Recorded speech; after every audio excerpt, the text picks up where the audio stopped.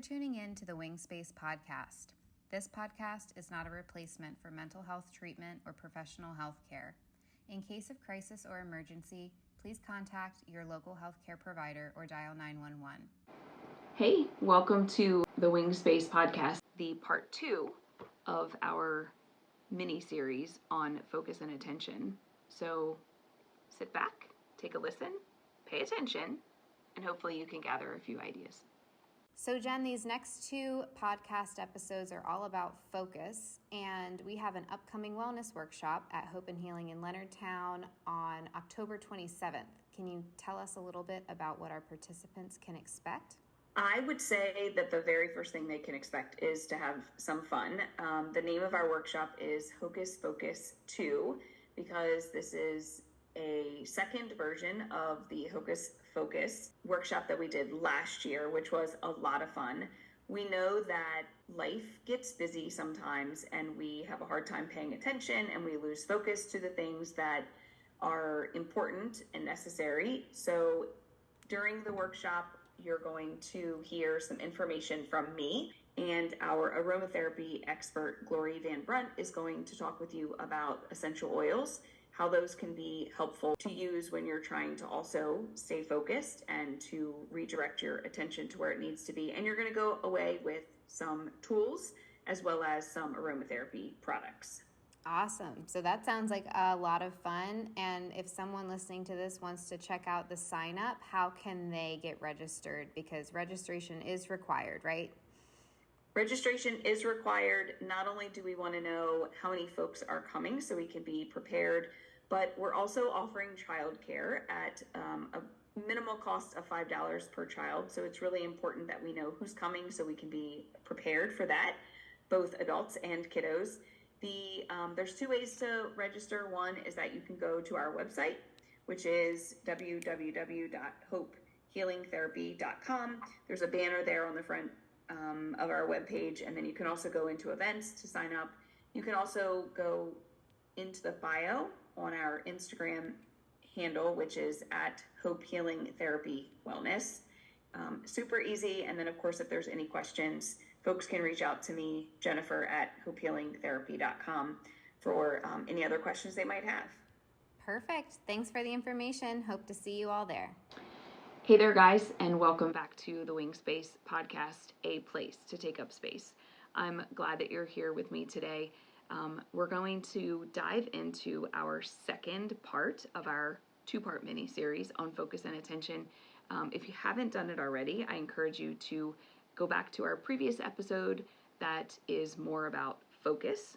And today we're going to chat a little bit more about attention. When I think about focus, if you haven't listened to that other episode, quick recap. When I think about focus, it's more about a big picture idea.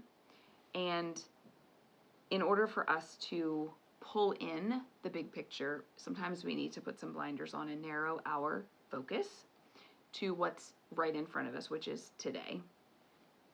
We can do that by setting an intention and being intentional about the actions that we take. We can do that by not having a helium hand and saying yes to everything, and you really using the power of no, because when we say yes to one thing, it means we're saying no to something else. And then the last thing is bookending our day with morning and evening routines. So again, if you haven't listened to that first one, jump back to that other episode, either before you listen to this one fully, or just kind of get that recap, because I dove into those 3 ideas a whole lot more. But when I think about attention, so focus is more big picture. Like what's our big focus? When I think about attention, I think of more in the moment type things. So already talked a little bit about Hocus Focus. Hope to see you there. Hope to see you at one of our future workshops. Super fun and a great learning opportunity. So the second thing is to breathe. What happens sometimes is that we're in the midst of doing something and we've totally lost focus and we're not paying attention. It could be that shiny object syndrome where all of a sudden we're like, ooh, what's that?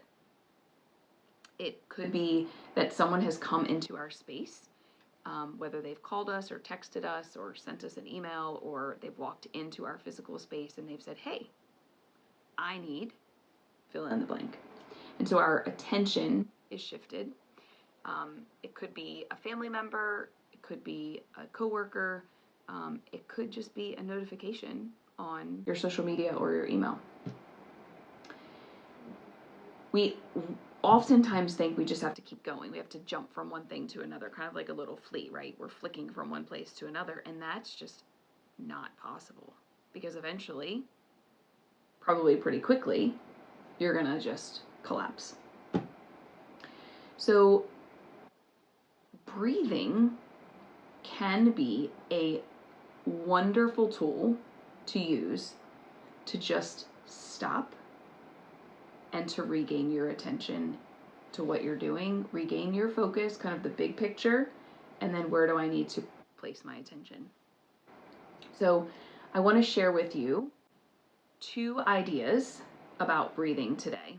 The first one, you may have heard me talk about this before. It's called 4-7-8 breathing, and it was developed by a psychologist, Dr. Andrew Weil. The idea is that you breathe in for 4, you hold it for a count of 7, and you breathe out for 8. You do this breath 4 times, and you can do it as many times throughout the day as you would like. So if you find yourself feeling like hurried and harried and you're just not able to pay attention to whatever you're doing, I want you to stop and I want you to breathe. So let's do that breath together.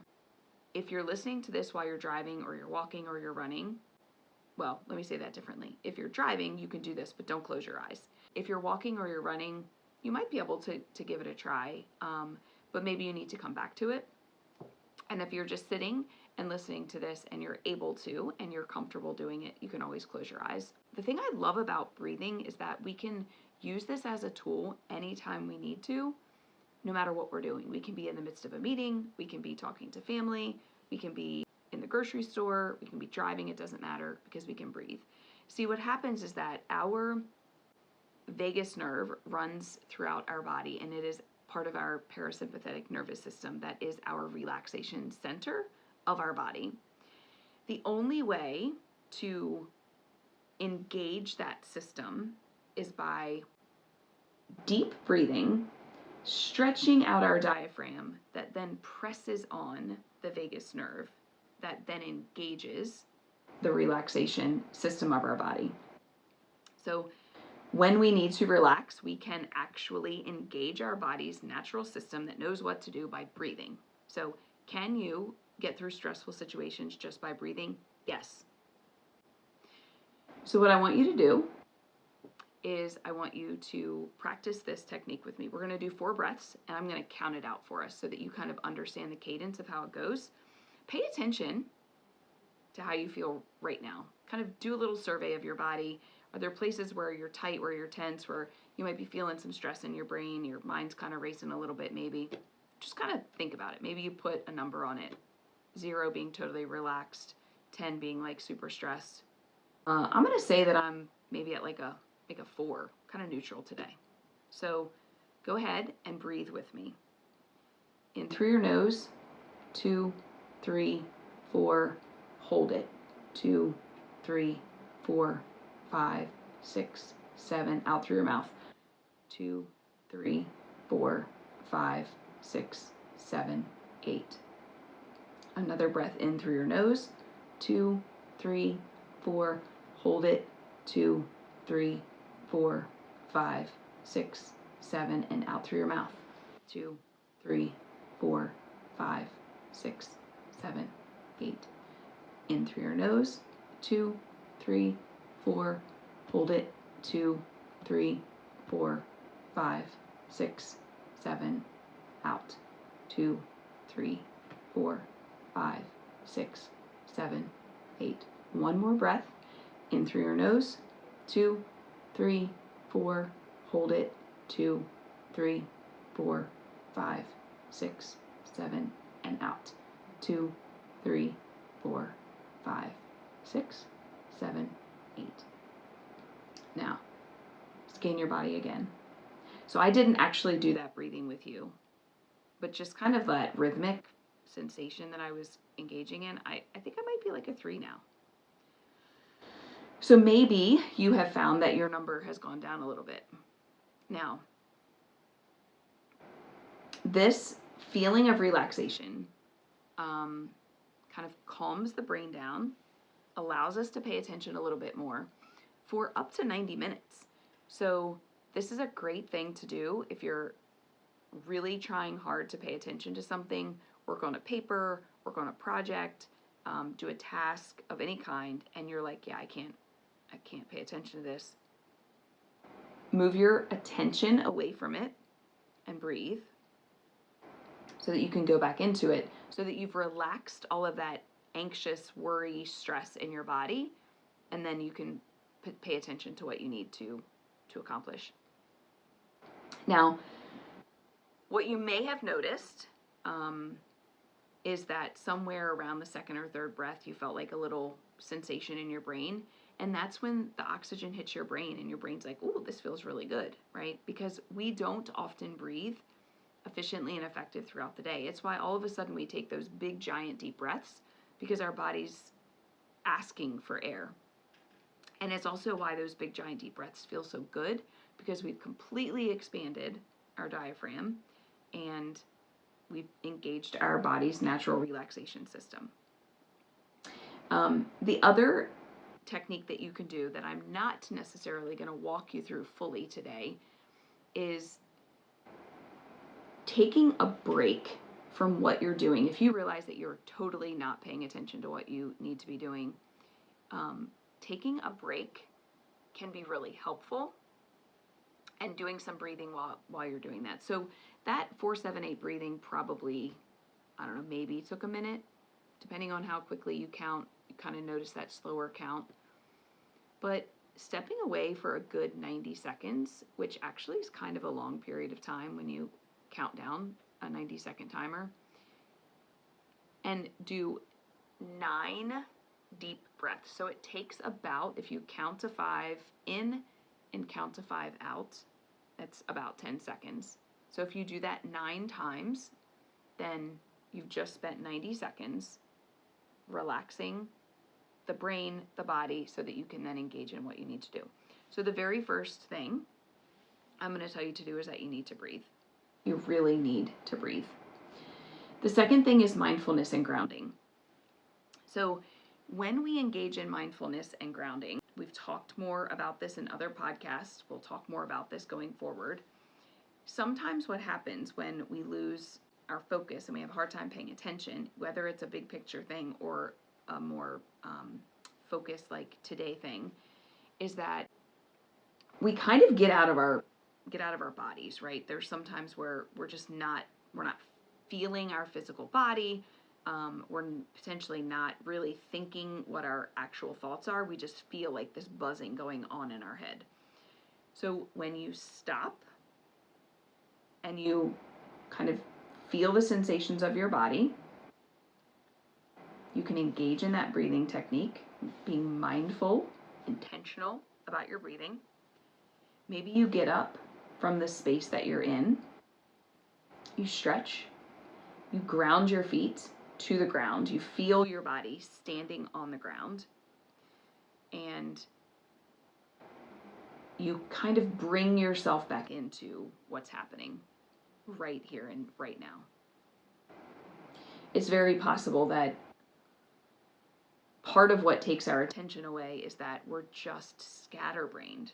We're just thinking about so many things and trying to do so many things that we just need to stop and just be mindful for a moment. So maybe that means we get up. Maybe that means we take a walk to the restroom, or we grab a cold drink of water. We step outside and get some fresh air. Something that just briefly changes our physical situation so that we can then bring ourselves back.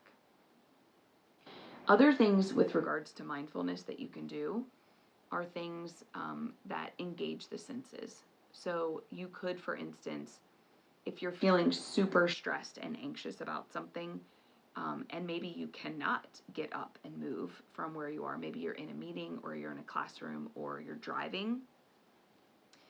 Then maybe what you can do is engage the senses. So I'm going to use my hand and I'm going to say, okay, so what are 5 things that I can see?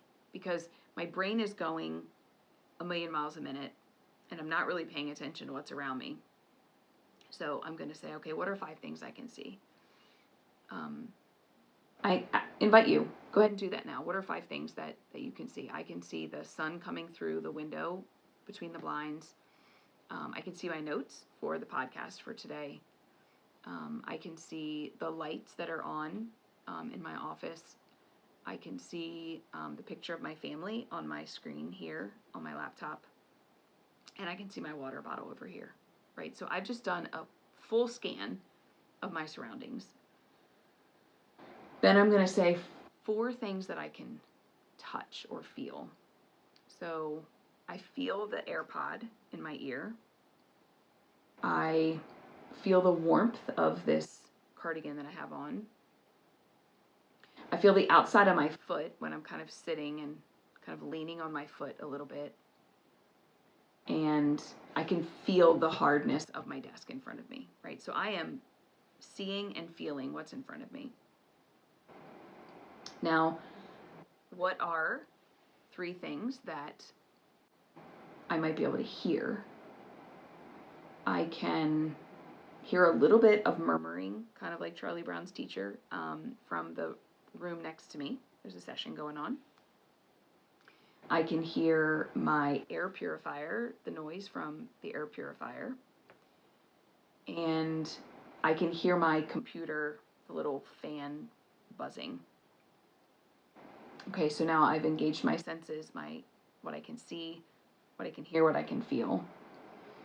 Now these last 2 can be a little bit complicated. So this second thing the 4th thing I'm going to ask you to do is 2 things that you can smell. Now, you might not be able to smell anything within your environment. So, I'm kind of taking a sniff. There's not much I can smell. Maybe I would say like I smell the aroma of my office. Kind of smells the same all the time.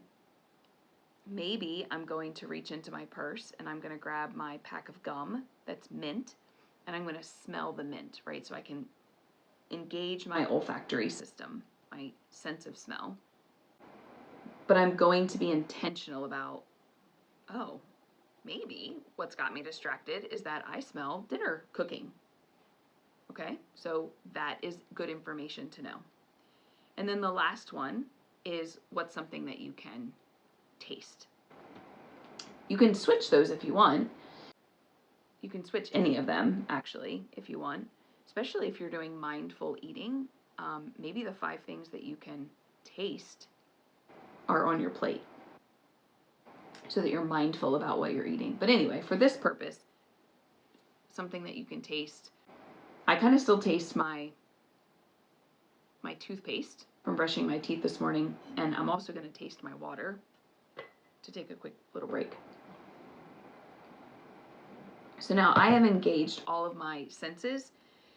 I've kind of relaxed things down a little bit, and now I can regain my attention, my focus on whatever I'm trying to do. You can do that with any kind of brain activity. So there are 10 things that are pink. What are, animals that start with A? Anything that kind of takes your brain and the attention that your brain has kind of scattered and bring it back in to focus on one thing, to be mindful about one thing, and then you can go back to that other thing.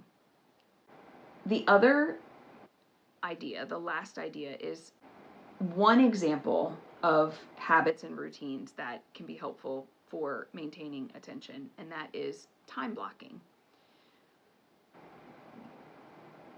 In the previous episode, you heard me talk about sometimes the reason why we lose focus and we are not able to pay attention is because we're trying to do all the things for all the people all the time. And we cannot be all those things. So if we can consider the things that we need to accomplish and where we can put those in the day. See, we all have 24 hours in the day. We all have 24 hours. Some people say, yeah, I just don't have enough time. We all have 24 hours, and how we choose to use that 24 hours is up to us. So if I know that I need to accomplish a certain number of things, then I'm going to consider what needs to be done in the morning before I leave my house, what needs to be done during the day while I'm at work. Maybe I even break up morning at work and afternoon at work. What needs to be done at home after work, and what needs to be done in my bedtime routine. So morning at work, afternoon at work, the evening at home, and bedtime. So 5 blocks of time. I've just broken down 24 hours into 5 blocks of time.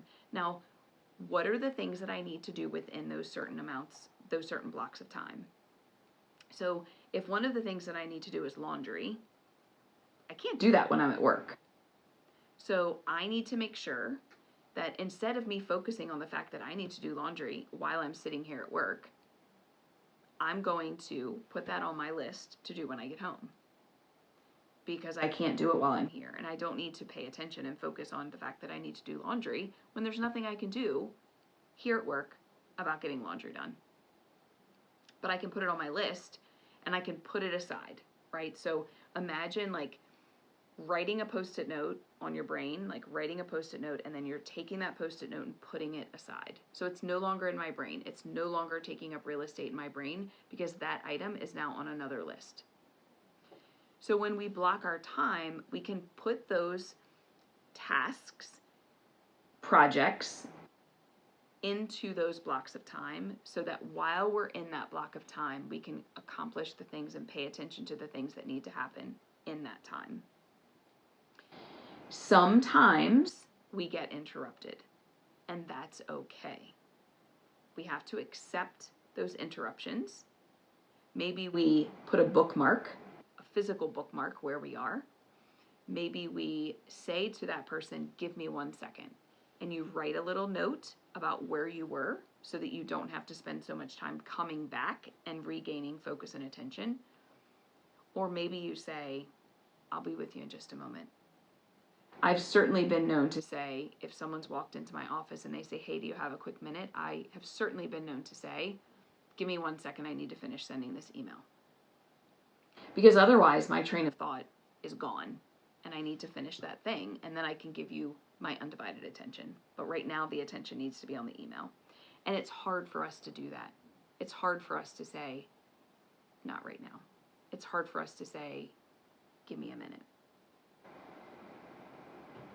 But if we're going all the places all the time for everyone, then we're not focusing and paying attention on the things that we need to do for us. So I invite you to breathe, to be mindful, to intentionally bring yourself back to be grounded, and to consider those blocks of time and how you can make the most of those blocks of time. Some of you might be a little hungry for more. I can talk about things like this all day long. So in the coming weeks, we're going to have several episodes about habit formation and creation, maintaining habits, and kind of how to use the 24 hours that we have each day. October 27th, Friday night, 6 o'clock.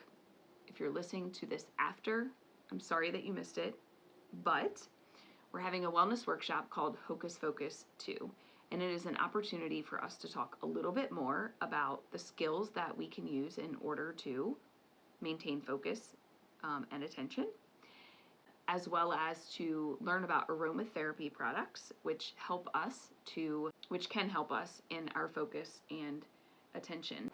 So yeah, the first thing you can do is you can go ahead and sign up for that Hocus Focus Wellness Workshop. Again, if you missed it, jump to our website, hopehealingtherapy.com because there are more workshops that can help you as well. So I hope you'll tune in the future.